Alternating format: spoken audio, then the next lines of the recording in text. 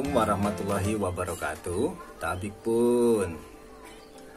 Selamat pagi anak-anakku semua. Selamat berjumpa dengan Pak Sidik dalam pembelajaran daring. Tidak bosan-bosannya Pak Sidik mengingatkan untuk selalu menjaga kesehatan di masa pandemi ini dengan selalu mematuhi protokol kesehatan, yaitu mencuci tangan menggunakan sabun dengan air yang mengalir. Selalu memakai masker saat keluar rumah. Menjaga jarak minimal 1,5 meter. Pada pertemuan kali ini, kita akan membahas tentang ide pokok paragraf. Setelah menonton video ini, diharapkan kalian dapat menyimpulkan dan menyajikan ide pokok dan informasi dalam teks dengan benar. Sebelum pembelajaran dimulai, mari kita berdoa. Berdoa, mulai.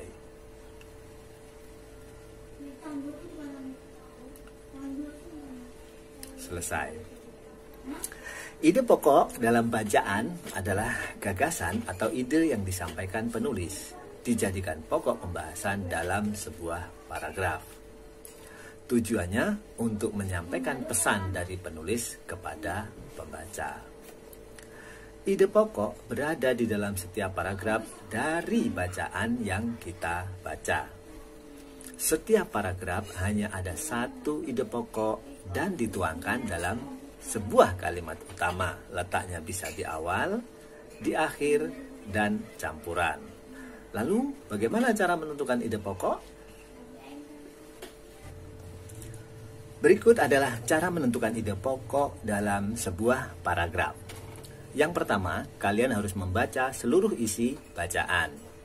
Yang kedua, temukanlah kalimat utama tiap paragraf. Letaknya bisa di akhir, bisa di awal, dan bisa juga campuran dari keduanya. Bisa di awal dan di akhir.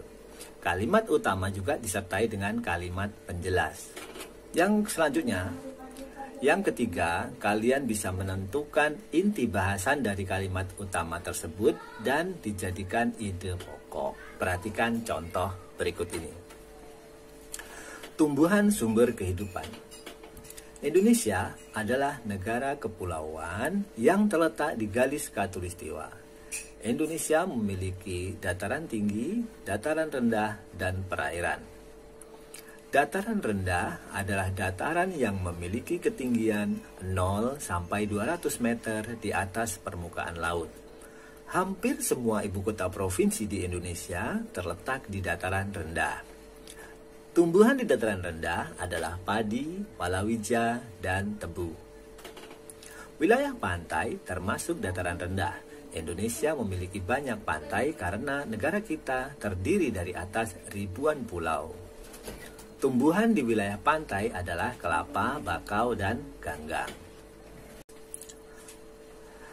Dataran tinggi adalah daratan luas dengan ketinggian lebih dari 200 meter di atas permukaan laut.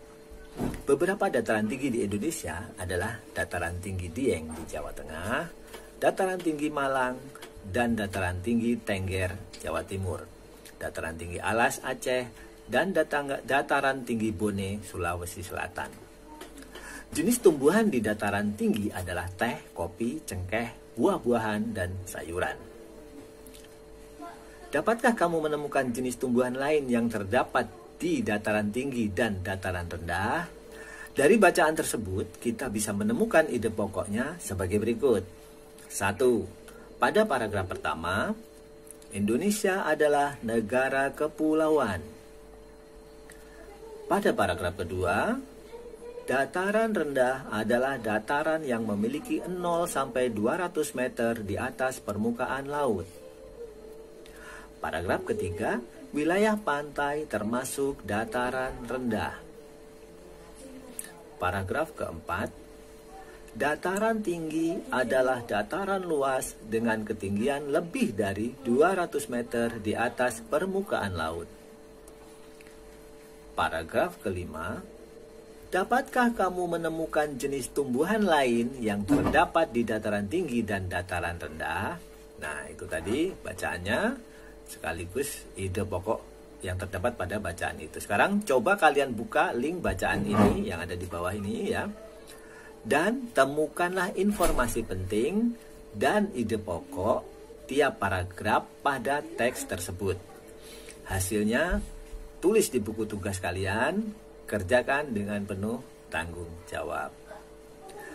Demikianlah pertemuan kita kali ini. Sebelum kita akhiri, kita tutup dengan doa bersama. Doa mulai. Alhamdulillahirabbil alamin. Demikian, sampai jumpa pada pertemuan berikutnya. Wassalamualaikum warahmatullahi wabarakatuh.